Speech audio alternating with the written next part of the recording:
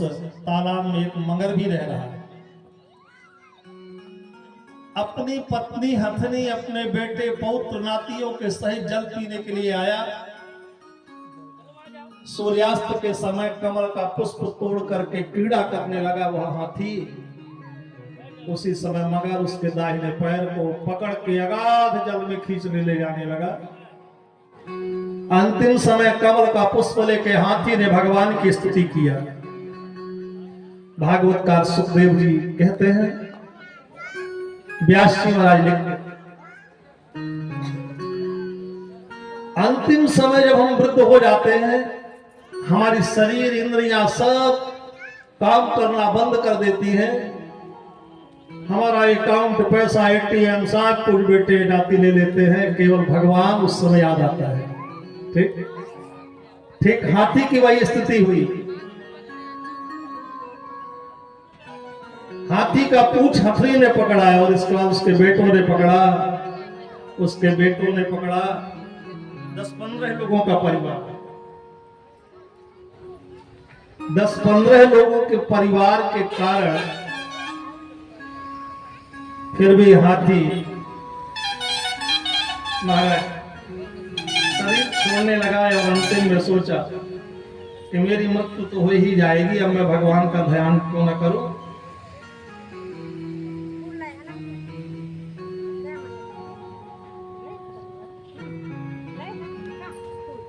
सुखदेव जी कहते हैं 28 श्लोकों से स्तुति किया। गजेंद्र स्तुति बड़ी सुंदर है।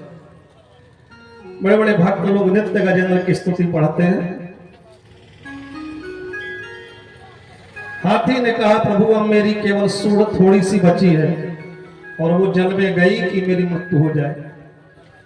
जल में रहने वाले मगर की शक्ति बढ़ जाती है और मगर की अतिरिक्त कोई जल में चाहे 2-4 मिनट 5 मिनट श्वास रोकने के बाद फिर वहां विश्राम नहीं कर सकता, जिसका अभ्यास है, उसकी मृत्यु हो जाएगी। ओम नमो भगवते तस्मै यतचिदात्मकं पुरुषायाधि बीजाय परेशायाधि धीमहि। हे प्रभु, हम आपको प्रणाम करते हैं। आप इस संसार के बीज रूप हैं। जब बीज होगा तब वृक्ष होगा। संसार के प्रभु बीज है और संसार के वृक्ष भी है। हाथी ने एक बड़ी अच्छी बात कही गजेंद्र ने, महाराज मैं मेरी मृत्यु होगी मैं ये नहीं सोच रहा, मैं तो आपका दर्शन चाहता हूं। आपका जो चरित्र है वो समुद्र की भांति गहरा है, अनंत है, अगाध है। हरि अनंत हरि कथा अनंता काहि सुनहि बहु विधि सब संता। हाथी ने 28 श्लोकों में बड़े सुंदर भाव लिखे और एक श्लोक का बड़ा उत्तम भाव है। एकांतिनो यस्य न कंचनार्थम वांछन्ते वै भगवत् प्रपन्ना अत्यद्भुतं तच्चरितं सुमंगलम् गायन्तयानंद समुद्रमग्ना गायन्तयानंद समुद्रमग्ना। गजेंद्र कहता है, प्रभु बड़े बड़े मुनि महात्मा जिस तरह जंगलों में जाके गुफाओं में आपके चरित्र का ध्यान करते रहते हैं, आपकी लीला का ध्यान करते रहते हैं, आपकी लीला कथा का ध्यान करते करते उसमें गोता लगाते रहते हैं। बस जैसे लोग गंगा में जाके गोता लगाते हैं, ऐसे ही आपका जो समुद्र रूपी कथा है, अगाध है, अनंत है। मैं दूसरे जन्म में केवल आपकी लीला कथा में डूबता रहूं और कोई दूसरा भाव नहीं। ऐसे जब स्तुति किया तो भगवान वहां से लक्ष्मी जी को बताए, मेरा भक्त नारायण सरोवर में डूबने वाला है। 4 तालाब है इस भारत में, नारायण सरोवर, पंपा सरोवर, बिंदु सरोवर और मानसरोवर। ऐसे सुंदर उस नारायण सरोवर में जो एक समुद्र का टापू है, वहां ठाकुर जी सुंदर गरुड़ में चढ़ करके पहुंच गए। भक्त लोग अपनी भावना से कहते हैं गरुड़ को छोड़े, पर ठाकुर जी अपने पार्षद को कभी नहीं छोड़ते। गरुड़ जी नित्य जी हाथ जोड़ के खड़े रहते। और भागवत जी में भी लिखा, एवं गजेंद्र उपवर्णित विशेष ब्रह्मादयो विविध लिंग विदाभिमाना नैते यदोपसस्फुर निखिलात्मकत्वात् तत्राखिल परमयो हरिराविरासी। भगवान कहा नहीं है सर्वत्र। और वहीं पर ठाकुर जी सोन्तः सरस्युर्बले निगृहीतयार्तो दृष्ट्वा गरुत्मतिं हरिं गौपादचक्रम् उत्छिन्नसाम्बुजकरं गिरिमाः कृच्छान् नारायणाखिल गुरो भगवन् नमस्ते। छंदोमयेन गरुड़ेन समीह्यमानः। जब भगवान गरुड़ में चलते हैं ना, तो गरुड़ जी के पंख से वेद ध्वनि होती। भगवान नारायण है। जैसे वेद मंत्र आचार्य पढ़ते हैं, ऐसी भगवती स्तुति की ध्वनि गरुड़ जी के सुंदर पंखों से निकलती है।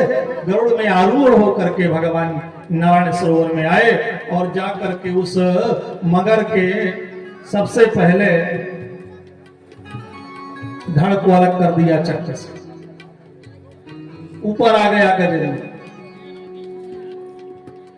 भगवान ने विचार किया, जो मेरे भक्त का पैर पहले पकड़े है उसका उद्धार कर। भगवान का भजन बड़ा कठिन है। एक माला जाप करने के लिए बैठे कि संसार का ध्यान आएगा, तो माला पूरा होता होता बंद करके दुकान खोलने चले जाओ, खेत में चले जाए। भगवान की तपस्या साधना, भगवान की कथा सुनना, कहना, भजन करना बड़ा कठिन है और उसमें एक विघ्न आता है। तो अगर भगवान की भक्ति ना हो सके, तो जो भगवान की भक्ति में लगे हैं ना, ऐसे भक्तों का, संतों का, महात्माओं की सेवा करना चालू करो। ठाकुर जी पहले आपका दर्शन करेंगे। आप जो ही मगर का धड़ अलग किया कि वो दिव्य हो गया, भगवान के लोग चला गया। हाथी आया और हाथी ने भगवान के चरणों को जब स्पर्श किया, उसका हाथी शरीर वही छूट गया। भागवत जी में लिखा, पशु शरीर था, उससे दिव्य चतुर्भुज रूप हो गया, जैसे भगवान के स्वरूप। सारूप, सामीप्य, सायुज्य और महाराज चार तरह की जो मुक्तियां हैं। सालोक्य, ठाकुर जी जैसा भक्त को चाहते हैं वैसा देते हैं। उस हाथी को भगवान ने अपने समान बना दिया। भगवान के चरणों के स्पर्श का ये फल है कि विमान आया, उससे बैठ करके हाथी भगवान के लोग चला गया। भगवान के स्पर्श होते ही भागवतकार कहते हैं कि ये उस जन्म में इंद्रद्युम्न नाम के राजा और शिव जी की पूजा कर रहे थे। वहां से अगस्त जी अपने शिष्यों के साथ निकले।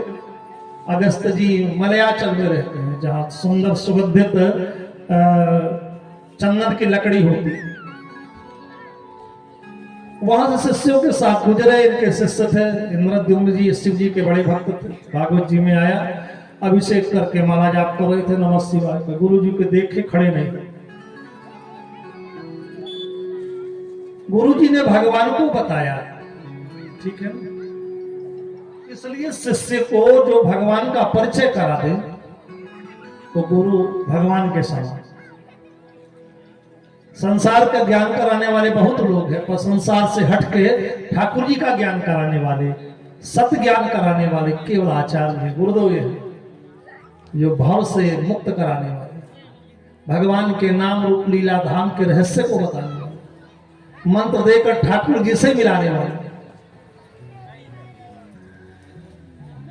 इसलिए महाराज संतों ने कह दिया, गुरु गोविंद दो खड़े काके लागू पान, बलिहारी गुरु आपकी गोविंद दियो बता, गोविंद दियो बता। ऐसे गुरु तत्व को देख करके इंद्र खड़े नहीं हुए। गुरु जी ने श्राप दे दिया, बोले जाओ हाथी बन जाओ। गुरु जी को प्रणाम करे, कुछ समर्पित करे मनन करे, उनके नाम का चिंतन करे। घबरा गया महाराज, मेरा मोक्ष कैसे होगा? बोले हाथी की भांति तुम बैठे हो, हमारे साथ संत गुरु जा रहे। फिर बोले तुम्हारा उद्धार करने भगवान ही आए। गुरु जी श्राप देते हैं तो अनुग्रह भी करते हैं, श्राप देते हैं तो उद्धार भी करते हैं। कई जन्म लग जाते भजन करने में, पर गुरु जी ने दूसरे जन्म में ही भगवान का दर्शन पशु शरीर में होने का आशीर्वाद दिया।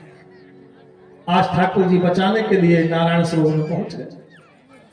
आज जो गंधर्व नाम का, नाम गंधर्व का जो ग्राह था मगर, ये गायन करता था।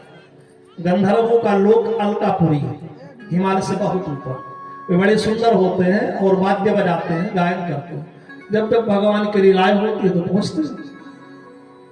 कुहू नाम का गंधर्व भी कुबेर के नाती पौत्र हैं, बड़े लोग हैं। कुछ आसो पीने की आदत बन गई, मदिरा पीने की। मदिरा पान करके कुछ उन्मत्त होके बुद्धि खराब हुई। भगवती मंदाकिनी गंगा पर जल क्रीड़ा कर रहा था। उसी समय देवल ऋषि वहां पहुंच गए। भगवान शिव के दर्शन करने जा रहे हैं। देवल ऋषि सोचे मध्याह्न का समय है तो संध्या किया। ब्राह्मण देवता महात्मा तीनों टाइम संध्या करते हैं, सूर्यार्घ करते हैं, नाम जपते हैं, गायत्री मंत्र, गुरु मंत्र। मध्याह्न की संध्या करने लगे, भगवान का ध्यान करके प्राणायाम करने लगे। सो उसी समय इनके पैर को पकड़ लिया। घबरा गए, बहती हुई गंगा में जाने कोई जंतु पकड़ के खींच रहा है, तो ध्यान भी गया और घबरा भी गए। जब खड़ा हुआ महाराज, मदिरा पान करी थी, सो महात्माओं से मजाक करने लगे। मदिरा पान करने वाले उन्मत्त हो जाते हैं, क्या बोलना है क्या नहीं बोलना, पागल हो जाते हैं, पहले बुद्धि को खराब करती। अंत में क्रोध आ गया देवल ऋषि को। बोले मैंने भगवान का हृदय में ध्यान करना बंद कर दिया। जहां कहीं सुंदर तीर्थ में गंगा में जाओ, वहां डुबकी लगाओ, नहीं लगा सको तो मार्जन करो, जल पान करो, अब गुरु मंत्र का 11 बार जाप करो, अक्षय पुण्य होता है, शतगुणित सहस्त्रगुणित फल होता है तीर्थ में गंगा में जाप करने का। और जाओ तुमने पैर पकड़ा, ये तो जल के अंदर रह के पैर पकड़ने का मगर का, इसलिए तुम जल योनि में मगर बन जाओ। महाराज मेरा उद्धार कैसे होगा? और जब किसी भक्त का पैर पकड़ लोगे तो तेरा भी उद्धार हो जाएगा। आज उसने जब हाथी का पैर पकड़ा तो सीधे भगवान के लोक चला गया।